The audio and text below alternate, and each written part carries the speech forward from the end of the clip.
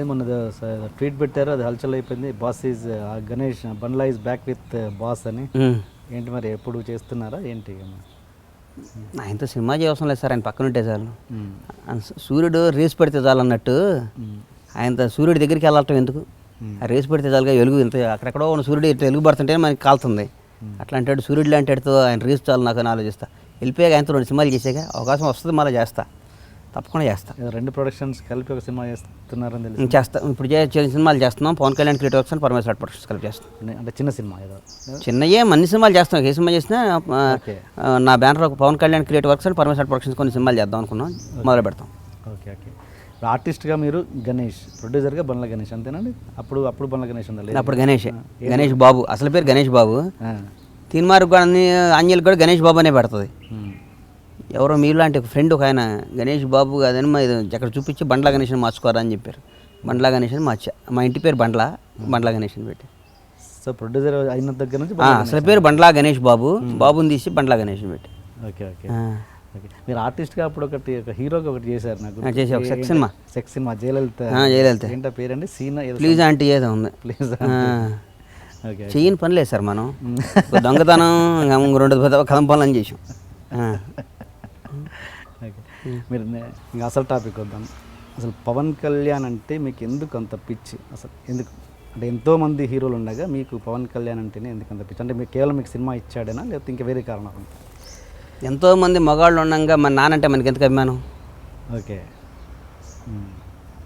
చెప్పండి టీఎన్ఆర్ గారు, మేము మిమ్మల్ని క్వశ్చన్ ఇచ్చాం. ఓకే. సో దేశంలో 100 మంది మగాళ్ళు ఉన్నారు, బాబాయిలు, పెద్దనాన్నలు, చుట్టాలు, అన్నయ్యలు అందరూ ఉన్నారు. కానీ తండ్రి అంటే ఒక ప్రత్యేక అభిమానం ఎందుకుంటుంది సార్? దేవుడు లాంటి మనకు జన్మనిచ్చినాడు కదా, జన్మనిచ్చాడు. ఓకే. అలాగే పవన్ కళ్యాణ్ అంటే కూడా నాకు అంత అభిమానం. మా నాన్న నాకు ఎట్లా జన్మించాడు, నాకు నిలబడి నన్ను నిర్మాతం చేశాడు. ఇప్పుడు మా నాన్న మీద మన కోపం వస్తుంది, కానీ నాన్న దూరంగా అడిగా. ఓకే. కథవాళ్ళు అంటే ఇప్పుడు నాన్న మీద ప్రేమ ఉన్నంత మాత్రం అన్న మీద, బాబాయిల మీద, పెద్దనాయల మీద ప్రేమ లేనట్టు కాదు. అది ఓకే. మీ పాయింట్ ఆఫ్ వ్యూలో అది. బట్ ఆయన పాయింట్ ఆఫ్ వ్యూలో ఆలోచిస్తే ఒక సినిమా బండ్ల గణేష్కి ఎందుకు ఇవ్వాలి, ఆయన ఎందుకు ఇచ్చాడు అంటే ఆ రిలేషన్ ఏంటి? మీకు ఇచ్చాడు కాబట్టి అభిమానం ఉంది మీకు. ఓకే. ఒక మాట చెప్తా సార్, పవన్ కళ్యాణ్ ఆయన ఒక అతీతమైన శక్తి. అది ఓకే. మళ్ళా చెప్పను, 100 సార్లు చెప్పాను. ఆయన ఎవరిని అవతలాడు స్ట్రాటజీ చూసి, అవతలాడి స్థాయి చూసి ఆడితో బిహేవ్ చేయడు. ఓకే. అవతలాడి క్యారెక్టర్ చూసి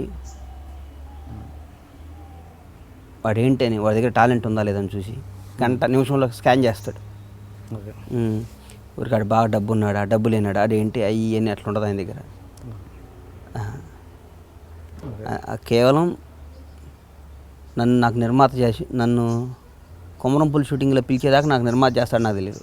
పిలిచి నెక్స్ట్ సినిమా చేస్తానని చెప్పాడు. అంటే ఓకే, నేను అనేది స్థాయిని పట్టించుకోకుండా మెదులుతారన్న విషయం ఒప్పుకుంటాం. కానీ నేను అనేది ఏంటంటే అసలు మీకు ఆయనకు రిలేషన్ ఎక్కడ ఏర్పడ్డది అంత స్ట్రాంగ్గా ఎందుకు ఏంటంటే? నేను ఆయన సుస్వాగతం దగ్గర నుంచి ఆయనతో పాటు యాక్ట్ చేసేవాడిని, ఆర్టిస్ట్గా కలుస్తుండేవాడిని అంతే. అంతకంటే నేను బాగా పవన్ కళ్యాణ్ కలుస్తుండేవాడిని, ఆయన అంటే ఇష్టం. Okay okay okay okay. అంటే ఒక చిన్న ఇండస్ట్రీలో చిన్న టాక్ ఏంటంటే మీరు ఒక పవన్ కళ్యాణ్ గారికి సంబంధించిన కొన్ని వ్యక్తిగత విషయాల్ని మీరు దగ్గరుండి కొన్ని సాల్వ్ చేశారన్నది ఒక చిన్న విషయం. అది ఆయనకి ఎవరు చేయాలి సార్? దేవుడు కూడా చేయడు, ఆయనకి ఆయనే చేసుకోవాలి. ఆయన ఏమనుకుంటున్నారు మీరు? అబద్ధం. ఇండస్ట్రీలో పని పాట లేని వాళ్ళు 100 మంది ఉంటారు కదా సార్. 30-40 ఏళ్ళ నుంచి వేషాలు వేస్తా. ఓకే. సేమ్ వేషాలు, సేమ్ వాళ్ళే బతిమాలుకొని వేషం వేసుకోవాలి. కానీ వాళ్ళు హీరో పక్కన కూర్చోవాలి, వాళ్ళు గొప్ప వాళ్ళ ఫీల్ అవ్వాలి. వాళ్ళు హీరోదాని వచ్చారు, వేషాలు ట్రై చేసుకుంటుంటారు. అందరు హీరోలకు ఫ్రెండ్లా చెప్పుకోవాలి. హీరో గారి దగ్గర నీ గురించి అది చెప్పాను, నీ గురించి అది చెప్పాను, ఇది చెప్పాను అంటుంటారు. అందరు హీరోల దగ్గర తిరుగుతుంటారు. వాళ్ళకి బేసిక్గా వాళ్ళకి ఒక టికెట్ తగ్గదు, ఒక ఆర్టిస్ట్ కాదు. Same expression, same artist, same. వాళ్ళకి రోజు 30-40 వేలు వేషానికి వేయాలి. వాళ్ళకున్న అడ్వాంటేజ్ ఏంటంటే హీరో షూటింగ్లో పక్కన కూర్చోబెట్టుకొని మాట్లాడుతుంటాడు, లేకపోతే వాళ్ళతో పాటు భోజనం చేసేస్తుంటాడు. హీరో ఫ్రెండ్ అని ఫీల్ అవుతూ. ఓకే. ఇట్లా పని పాట లేని వాళ్ళు ఉంటారు కొంచెం 30-40 ఏళ్ళ నుంచి అదే వేషాలు వేస్తుంటారు. ఇప్పుడు కూడా వేషాలు అడుక్కోవటం, ఫోన్ చేసి నాకు వేషం ఏమో, నాకు వేషం అని. కానీ వాళ్ళకి వేషం ఇచ్చినాక వాళ్ళ మేనేజర్ వస్తాడు. ఇచ్చేదాకేం వాళ్ళు హీరోల దగ్గర, డైరెక్టర్ల దగ్గర కాకపడతారు. ఇచ్చే ప్రొడ్యూసర్ దగ్గర వాళ్ళు వస్తారు. ఓకే. అట్లాంటి వాళ్ళ మాటలు ఇవన్నీ మనం పడుచుకోకూడదు సార్. ఓకే. కానీ మీరు అదే ఓకే ఇప్పుడు మీరు అన్నారు ఆర్టిస్టులు అలా ఉంటారని. కొంతమంది ఆర్టిస్టులకి హీరోలకి మధ్యలో బండ్ల గణేష్ ఫిట్టింగ్ పెడతాడు అన్నది కొంతమంది. చూశాను నేను మీ టీఎన్ఆర్ దాంట్లో ఒక ఆర్టిస్ట్ చెప్తుంటే జాలేసింది నాకు. పాపం ఈ అమ్మాయిల స్థాయి ఇప్పుడు 40 ఏళ్ళ నుంచి ఇండస్ట్రీలో కొట్టుకులాడుతున్నారు కదా, వాళ్ళకి వేషాలు అయితే పని జరగదేమి. జాలేసింది పాపం, వీళ్ళు ఎప్పుడు పెరుగుతారా అని. ఇంకేం కోపం రాలా, జాలేసింది. ఓకే.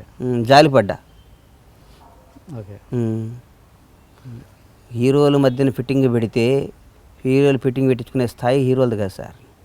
ఓకే. హీరోలు అనేవాళ్ళు చాలా మేధావులు, వాళ్ళు దేశముద్రులాళ్ళు. ఒక హీరో ఒక సినిమా సెలెక్ట్ చేసుకోవాలంటే హిట్ ఆఫ్ ఫ్లాప్ అని కథని ఒక సినిమా జడ్జి చేసి కథ పట్టాలు ఎక్కిస్తాడంటే అమాయకుడు కదా హీరో. ఏ హీరో అయినా ఎంత స్కాన్ వేస్తాడు సార్, ఎంత స్కెచ్ వేస్తాడు సార్. స్కెచ్ చేయని హీరో వేయనట్టే ఉంటాడు, వేసుకున్నట్టే ఉంటాడు. చరిత్ర లేని వాళ్ళు చరిత్రలోకి వచ్చిన వాళ్ళు ఎంతమంది ఉన్నారు, చరిత్ర ఉన్న ఫ్యామిలీ నుంచి వచ్చి చరిత్ర లేకుండా పోయిన వాళ్ళు ఎంతమంది ఉన్నారు, మీరు ఆలోచించుకోండి టీఎన్ఆర్ గారు. రవితేజకి ఏం చరిత్ర ఉంది? రవితేజకి ఏం చరిత్ర ఉందా? రవితేజతో పాటు వచ్చిన వాళ్ళు ఇవాళ కూడా వేషాలు అడుక్కుంటున్నారు.